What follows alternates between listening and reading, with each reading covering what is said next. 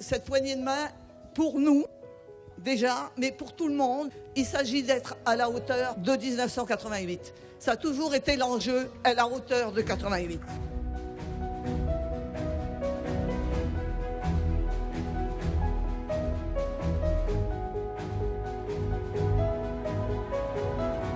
Un pays, ça se mérite, et être à la hauteur du pays, c'est très difficile.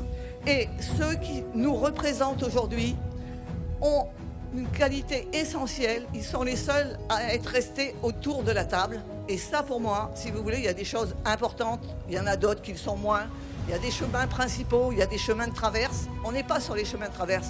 On est là, on parle de l'essentiel.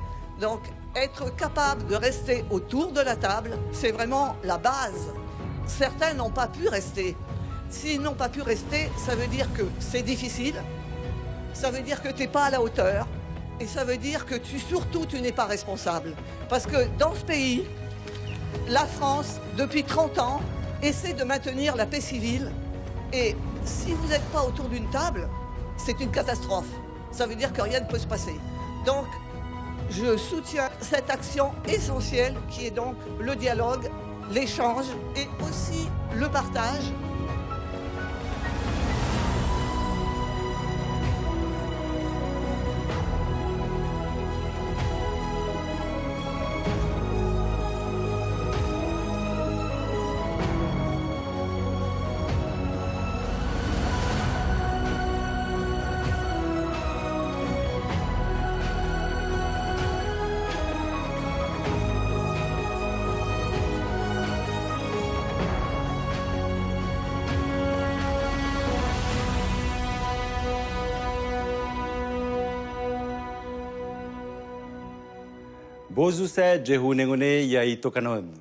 Depuis 30 ans, la situation des illoyautés a profondément changé.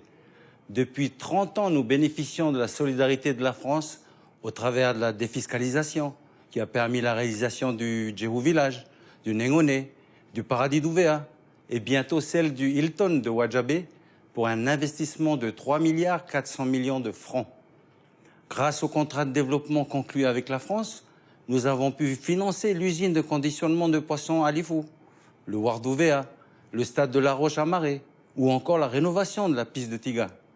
Depuis 30 ans, l'État finance 20% du budget de nos communes et couvre la totalité des frais de fonctionnement de tous nos établissements scolaires secondaires, publics et privés. C'est grâce à cette solidarité de la France que nous avons pu désenclaver les îles, tout en préservant notre organisation coutumière, notre culture et nos traditions. Pour moi, qui suis le fils de l'ancien maire de Lifou, signataire non indépendantiste des accords de Matignon, il ne fait aucun doute que les îles doivent poursuivre leur développement en continuant de bénéficier de cette solidarité de la France.